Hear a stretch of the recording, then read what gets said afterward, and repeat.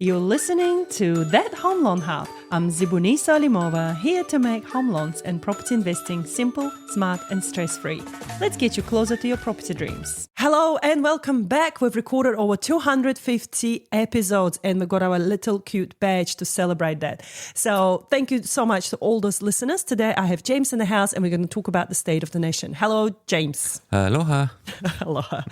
James, the state of the nation. Ah, yeah. This is a tough one, isn't it?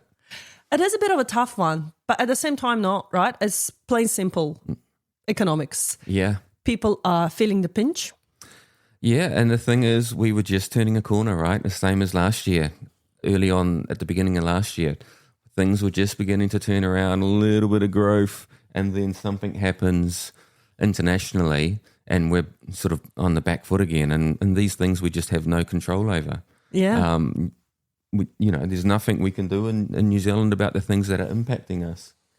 And that's the thing, right? We just thought that things are getting better. There is a light at the end of the tunnel. The rates were dropping. Things were good. And then boom, actually happened. And now we're in a state where we're getting a lot of panicked clients. Some are panicking in terms of fuel prices, the cost of living. Yep. It's the election year. We still don't know what the party is actually proposing and who's doing what. And it's for those that are worried, we can't do anything about it. Like, they're just worried. But then at the same time, I'm seeing an interesting trend where I do have some investors that are seeing opportunities. And they're going, hey, I've just seen this house, drop down 30K and then 30K again. This is the good time to buy. It's a great time, and that it's been a great time even for first home buyers for a long time now. And so we just get they've got a little bit more time now. I've been working with clients who have been trying to get their finances, just to get that little bit of that savings, just to get it to the 10% and get their salary up a little bit so they can service a sort of low-end type property. And I was a bit concerned end of last year that they're going to miss the boat. Yeah. But now those guys have got an opportunity because those house prices aren't moving. The sales, there's still really good turnover. Yeah. So it works. It doesn't work for some people, but it is still a great time for first home buyers and investors. Because the way I see it, you still have to pay rent.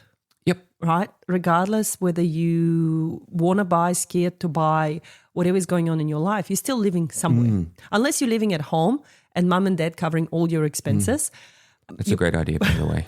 I might go and do that myself. You're still living somewhere, you still have the cost of life. So you might as well then look at those opportunities to buy a house, because the rates, even though the rates have been increasing since we recorded our episodes last, the rates have been increasing, but they're still not at the level that they have been, at the highest level that we've had over 18 months ago. They're still pretty low by historical standards. Like, I'm looking at mine at the moment and I'm going, wow, I can refix and I can get 1% lower than what I was sort of paying. So exactly, it's really good. And look, with the international stuff, this happens quite often. I know we're in the middle of it, but there's always, throughout the last 100 years, but people forget. There's always this, we're in this moment where everything's really uncertain and stressful. It was only a few years ago that we had the Ukraine-Russia conflict thing. Yep. And then so prior to that, we had COVID. Prior to that, we had financial global crisis. Prior to that, we had Iraq war. There's always been something. And I think people forget that often there's always something going on, but unless you're living in it, you don't feel it as much. Yeah. So the idea, I guess, is to look back through the history and go, okay, that happened before. What was the outcome? That happened before. What was the outcome? And we've got this beautiful graph now in our office. We do. And I was looking at it the other day and I was going, oh my God, actually every time something happened, things went down a bit, but then it bounced back stronger than ever. Yeah, we should share that graph with people. That's a really interesting thing. And I'm showing this to my kids now. I'm giving them that chart and say, tell me what this means. And they're like, what?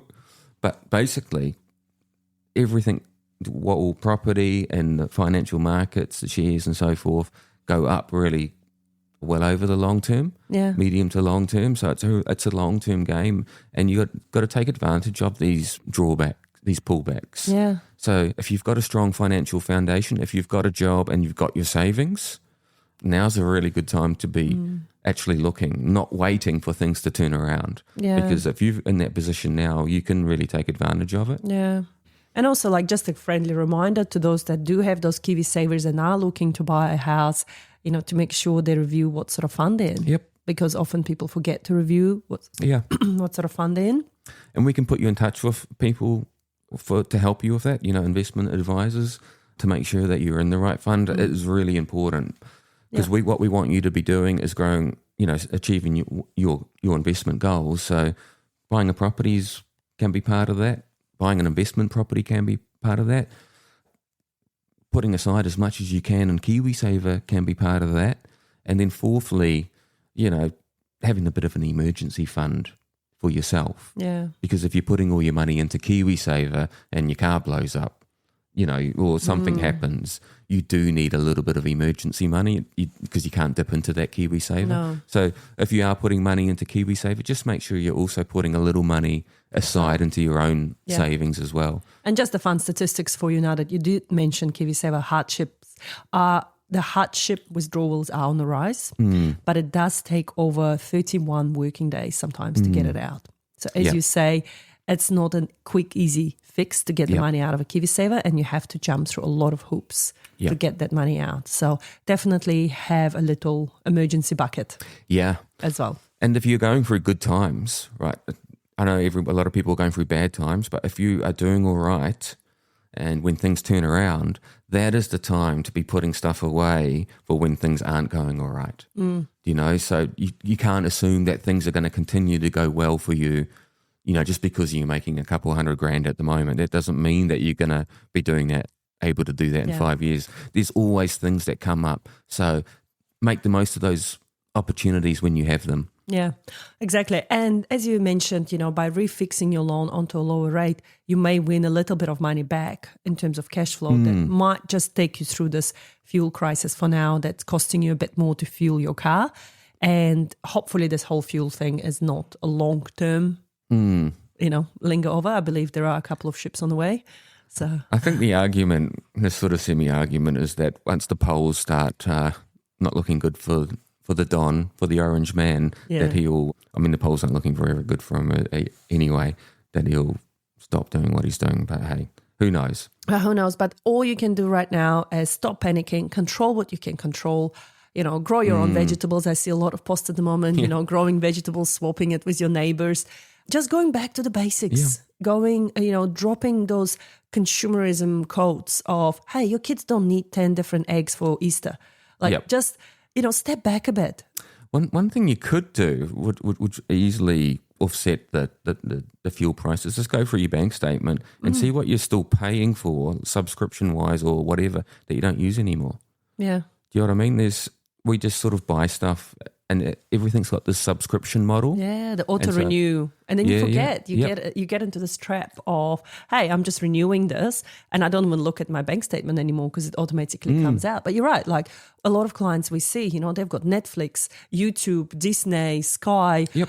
You don't actually need all of them. Yeah. I've just cancelled my Australian Financial Review, probably costing me 80 New Zealand dollars a month, and I cancelled my share site, which is a share management platform for my investments. Oh, is that why you can afford now to drive to Waikanae? Yeah. I'm rolling in it. So, but those two things together is about $150 a month, and that's without cancelling, any like this. We'll keep Spotify. Spotify's pretty awesome. I have YouTube Premium, because I hate listening to music with the interruptions. Yeah. So pick your absolute non-negotiables, but pick one. Don't have 5 non-negotiables, just pick one. Yep.